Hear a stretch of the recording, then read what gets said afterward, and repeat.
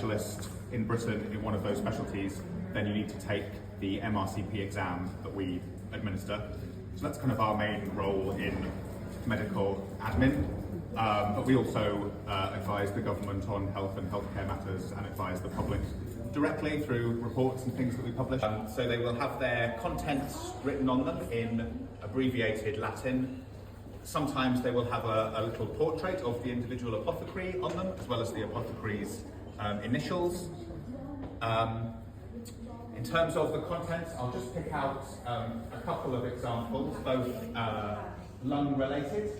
So this word is just about recognisable, I think, to non-Latin speakers, which includes myself. So we've got nicotine on the side of the jar, so that's going to have tobacco in it, or would have had tobacco in it.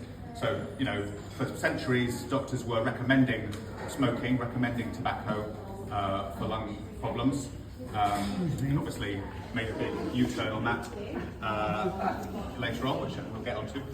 And then the middle jar at the top here, the abbreviation stands for Lohoc de Pulmones Volpes, which means a lohoc of fox lungs.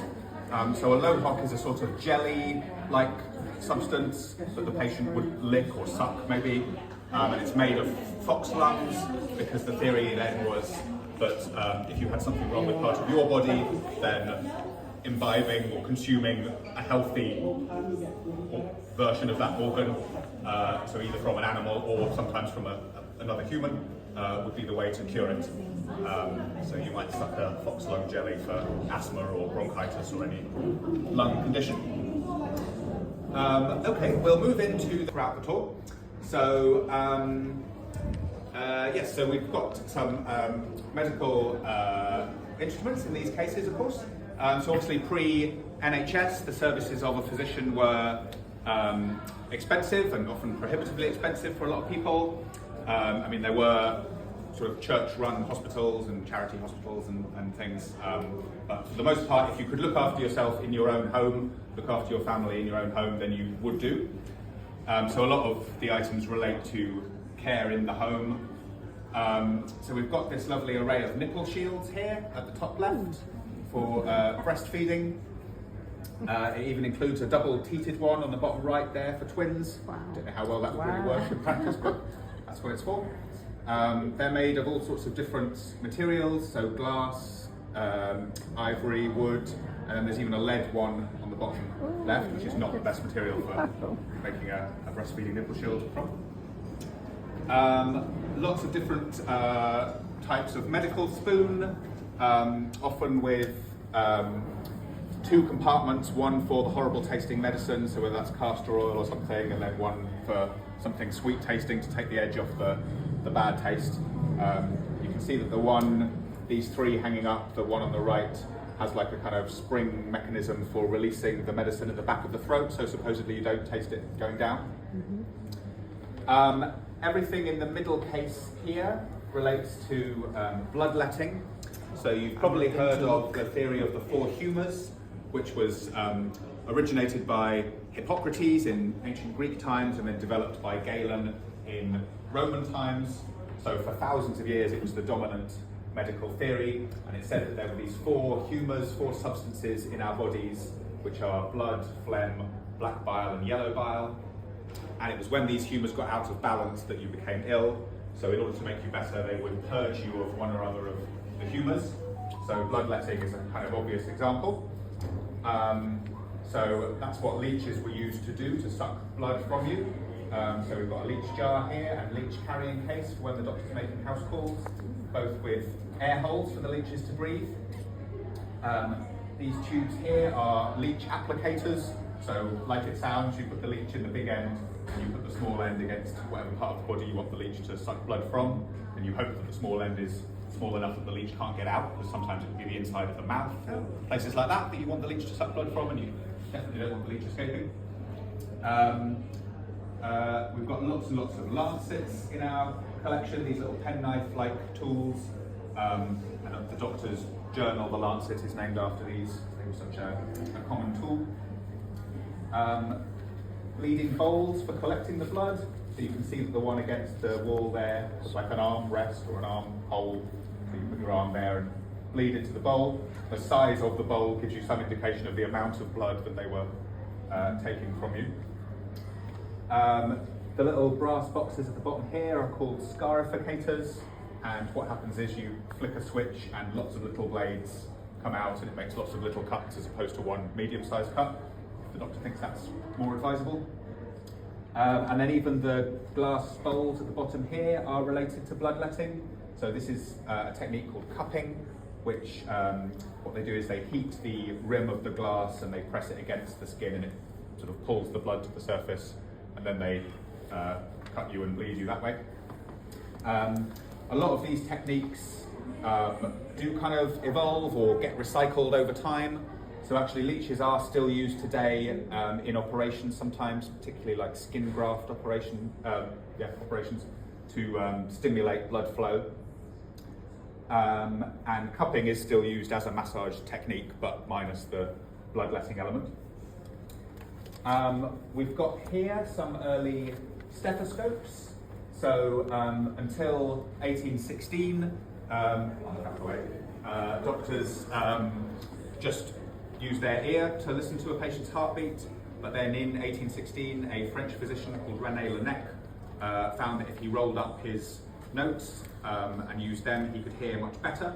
So early stethoscopes were just simple tubes like the one on the left here. And then they evolved into these more funnel-shaped ones.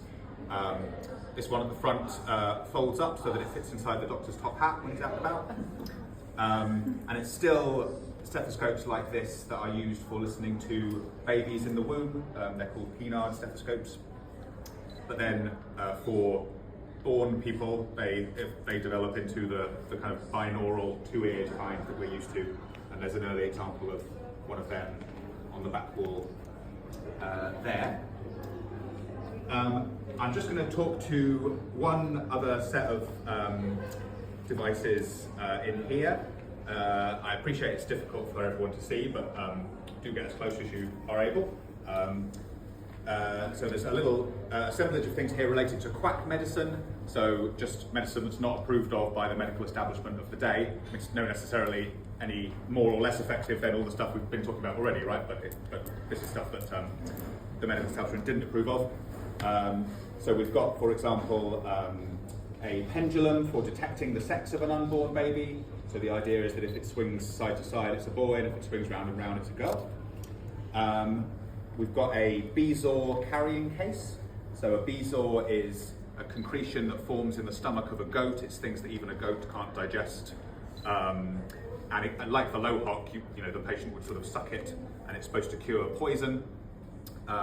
And I like that it's this very disgusting sounding thing, but it has this very beautiful, ornate silver carrying case. But it was partly practices such as this that the RCP was set up to put a stop to. So in our founding charter, it talks about protecting the rude and credulous populace, that's us, the general public, from, and it uses this very flowery language, from avaricious men who practice medicine for their own greed rather than for the public benefit. It actually has that phrase in it, public benefit, so we still make a big thing of that, but we exist for the public good.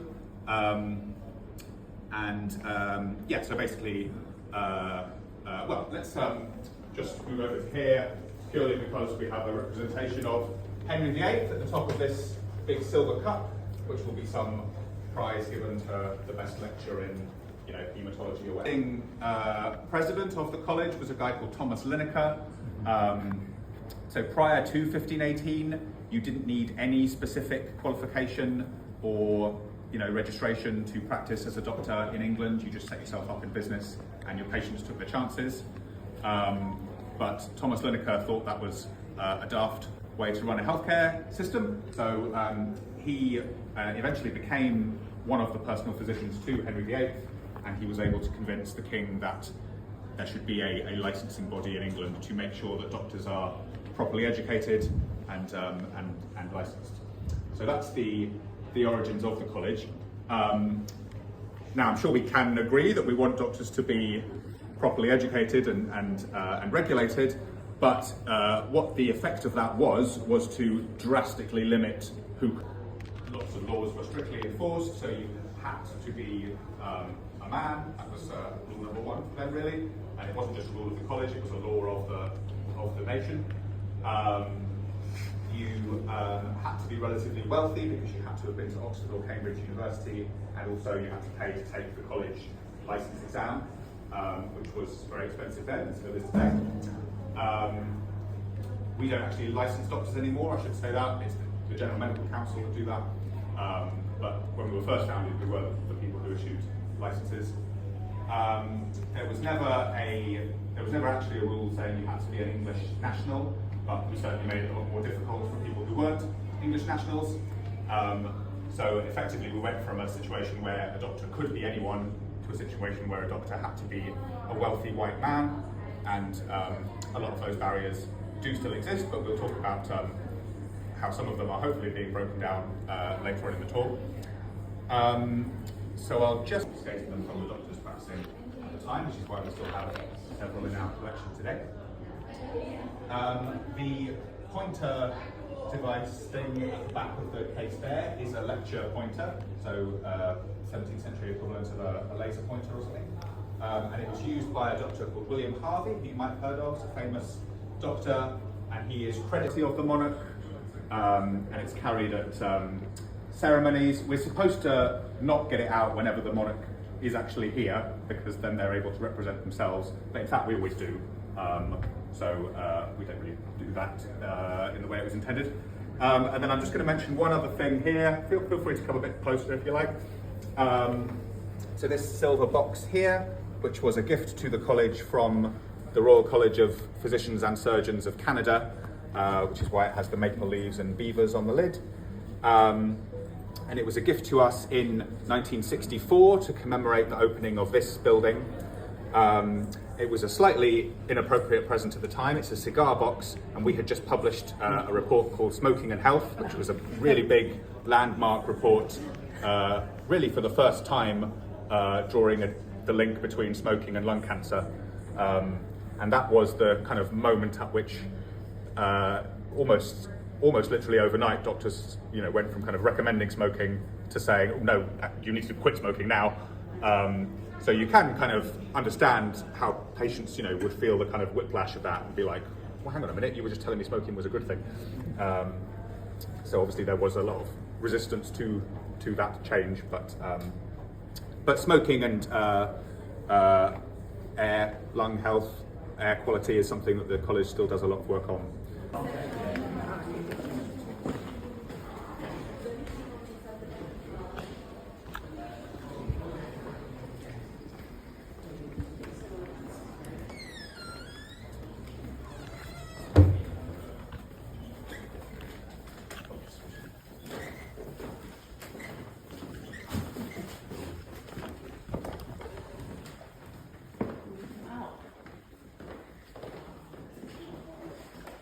This is kind of cool.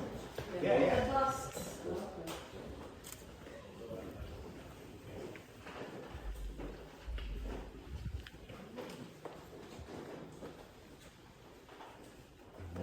So this is what we call the censors room. The censors are the main officers of the college.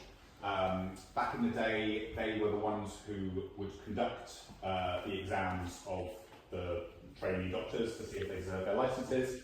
And it's a role that still has to do with medical education today. So the exam would always have been an oral exam originally. So you would come into the census room, and the censors would be lined up in their robes, looking as intimidating as possible.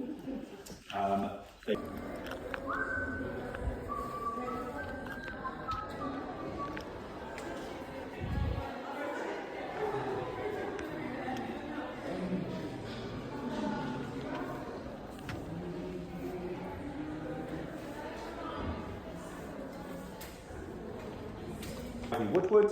The second was a doctor of Indian origin called Dosabai Patel.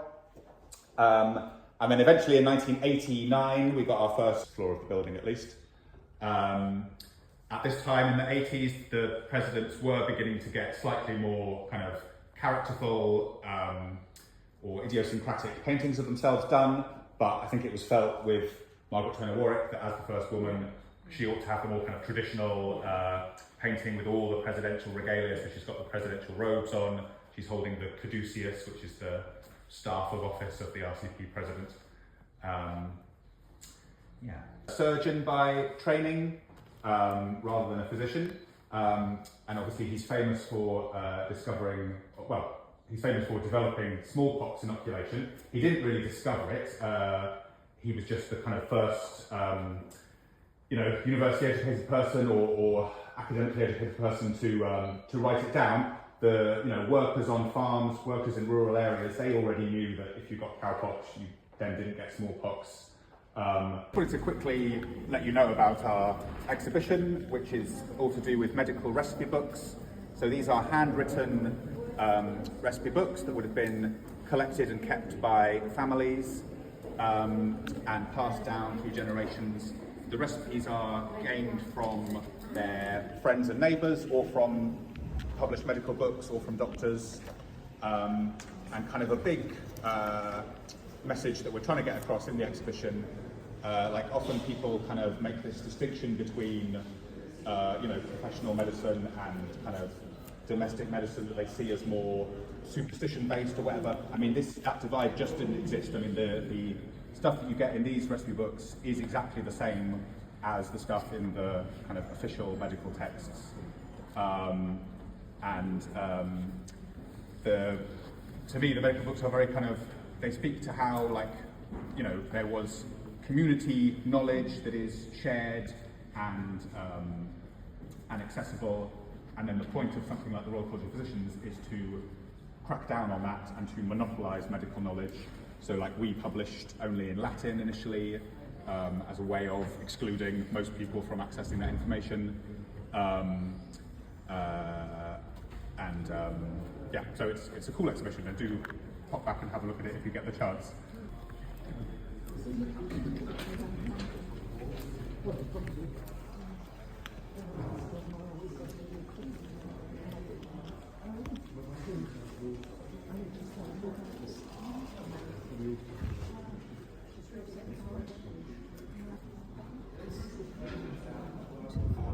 Okay, so I just wanted to talk a bit about these objects on the walls behind me before the end of the tour. So these are anatomical tables from the University of Padua, which was a university that lots of doctors in Europe studied in the 1600s, which is when these date from, the 1650s or thereabouts.